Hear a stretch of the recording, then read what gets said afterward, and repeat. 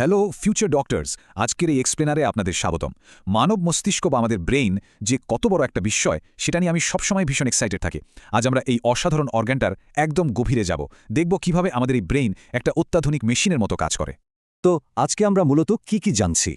আমরা ব্রেইনের input, output আর storage সিস্টেমের একটা কমপ্লিট জার্নি দেখব।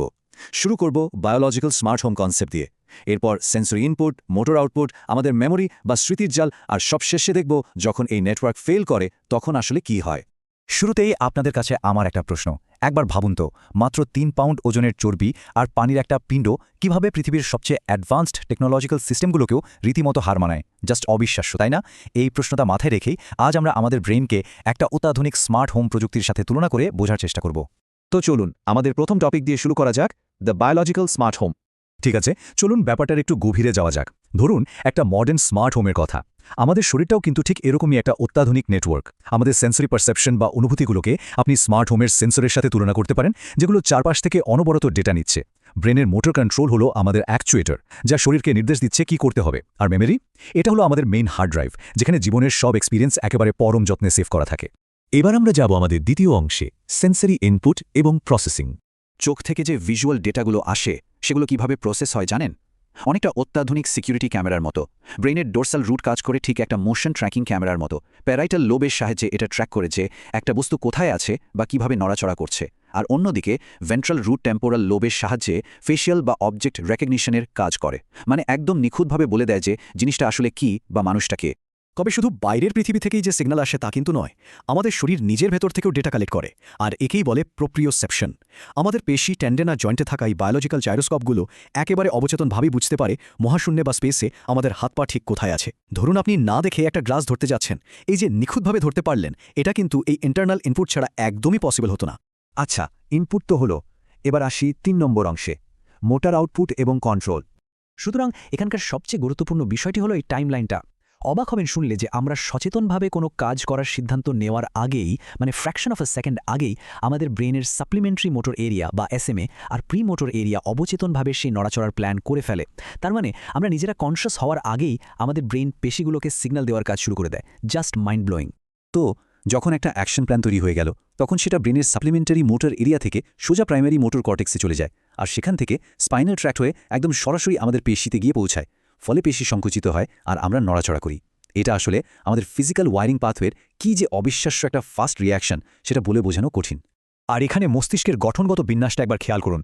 প্রি সেন্ট্রাল জাইরাস বা মোটর স্ট্রিপ আউটপুট পাঠাচ্ছে, আর ঠিক গায়ে লেগেই আছে পোস্ট সেন্ট্রাল জাইরাস বা সেন্সারি স্ট্রিপ, যেটা ইনপুট নিচ্ছে। এই দুটো অংশ যে এতটা কাছাকাছি অবস্থান করছে, এটাই প্রমাণ করে যে ইনপুট আর আউটপুটের মধ্যে কতটা ফাস্ট আর নিবিড় কমিউনিকেশন দরকার। এখন আমাদের নড়াচড়াকে তো আবার কন্ট্রোলও রাখতে হবে, তাই না? এর জন্য আমাদের একটা সার্জ প্রোটেক্টর দরকার। ব্রেইনে এই অত্যন্ত ভাইটাল কাজটা করে ব্যাসাল গ্যাংলিয়া। এটা অটোমেটিক বা এনভায়রনমেন্ট থেকে ট্রিগার হওয়া ভুলভাল বা অনুপযুক্ত অ্যাকশন প্ল্যানগুলোকে আটকে দেয়, ঠিক যেভাবে একটা সার্চ প্রোটেক্টর ইলেকট্রিক্যাল স্পাইকগুলোকে ব্লক করে। এর ফলেই আমাদের প্রতিটি নড়াচড়া একদম পারফেক্ট আর কন্ট্রোল থাকে।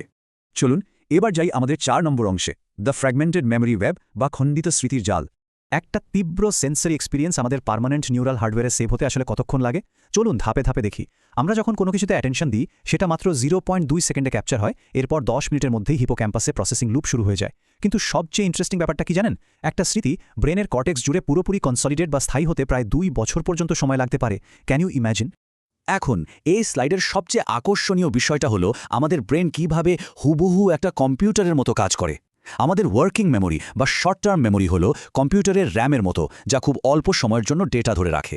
আর হিপোক্যাম্পাস হলো সেই সেভ বাটন, যেটা এই ইনফরমেশনগুলোকে লং টার্ম স্টোরেজের জন্য রেডি করে আর হার্ড ড্রাইভে স্থায়ীভাবে লিখে রাখে। একটা জিনিস ক্লিয়ার করা দরকার, মেমোরি কিন্তু ব্রেনের কোনো একটা নির্দিষ্ট ফোল্ডার বা ড্রয়ারে গুছিয়ে রাখা থাকে না। ধরুন আপনি আপনার পোষা কুকুরটার কথা মনে করছেন। ভিজুয়াল কর্টেক্স আপনাকে তার রঙের স্মৃতিটা দিচ্ছে, আর মোটর এরিয়া দিচ্ছে তার সেই দৌড়ে আপনার কাছে আসার ভঙ্গিটা। ব্রেন আসলে পাস্টের এই আলাদা আলাদা টুকরোগুলোকে নিউরাল ওয়েভ থেকে একসাথে কালেক্ট করে রিয়েল টাইমে একটা পুরো স্মৃতি তৈরি করে। এক কথায় বলতে গেলে সে অতীতকে রিকনস্ট্রাক্ট বা পুনর্নির্মাণ করে। এবার আমরা আমাদের আলোচনার একদম শেষ পর্যায়ে চলে এসেছি, ৫ নম্বর অংশ, যখন নেটওয়ার্ক ব্যর্থ হয়। ভবিষ্যতের ফিজিশিয়ান হিসেবে আপনাদের জন্য এই ক্লিনিক্যাল চিটশিটটা অসম্ভব জরুরি। ব্রেনের স্পেসিফিক লোকাল হার্ডওয়্যার যদি ড্যামেজ হয়, তখন কেমন অদ্ভুত সব সিন্ড্রোম দেখা দেয় তা এখানে দেওয়া আছে। ভেন্ট্রাল ফেস রেকগনিশন এরিয়া নষ্ট হলে প্রসোপ্যাগনোসিয়া হয়, তখন মানুষ পরিচিত মুখও চিনতে পারে না। ব্যাসাল গ্যাংলিয়া বা সাবস্টেন্সিয়া নিগ্রা ড্যামেজ হলে দেখা দেয় পার্কিনসন্স ডিজিজ। আবার সোমাটোসেন্সারি ইনপুট না থাকলে ফ্যান্টম লিম্ব সিন্ড্রোমের মতো ঘটনা ঘটে, যেখানে হাত বা পা কেটে ফেলার পরও রোগী সেই অঙ্গের অস্তিত্ব তীব্রভাবে ফিল করে। আরেকটা অদ্ভুত আর বেশ ভীতিকর কন্ডিশন হলো অ্যাকিনেটোপসিয়া বা মোশন ব্লাইন্ডনেস। ধরুন মস্তিষ্কের ছোট্ট একটা ভিজুয়াল মোশন এরিয়া ড্যামেজ হয়ে গেল, তখন একজন রোগীর জন্য জাস্ট 1 কাপ চা ঢালাও একটা চরম বিপদের কারণ হতে পারে। কারণ তারা কোনো তরলকে মুভিং বা চলমান অবস্থায় দেখতে পায় না। তাদের কাছে মনে হয় তরলটা স্থির, আর হঠাৎ করেই সেটা পেয়ালা উপচে পড়ছে। ব্যাপারটা অনেকটা আটকে যাওয়া বা গ্লিচিং ভিডিও ফিডের মতো। জাস্ট ভাবুন অবস্থাটা। আমাদের এই বায়োলজিক্যাল স্মার্ট হোম সিস্টেমটা এক কথায় অসাধারণ আর ভীষণ রেজিলিয়েন্ট। তো আজকের এই এক্সপ্লেনার শেষ করার আগে আপনাদের কাছে আমার একটা প্রশ্ন রেখে যেতে চাই। ভবিষ্যৎ চিকিৎসক হিসেবে এই জটিল নিউরাল প্যাথওয়েগুলোকে চেনা আর বোঝা কিভাবে আপনাদের রোগীদের এই কমপ্লেক্স সিম্পটমগুলো ডায়াগনোস করার পদ্ধতিকে একেবারে ফান্ডামেন্টালি বদলে দেবে বলে আপনার মনে হয়? একটু ভেবে দেখবেন। ধন্যবাদ সবাইকে এতক্ষণ সাথে থাকার জন্য।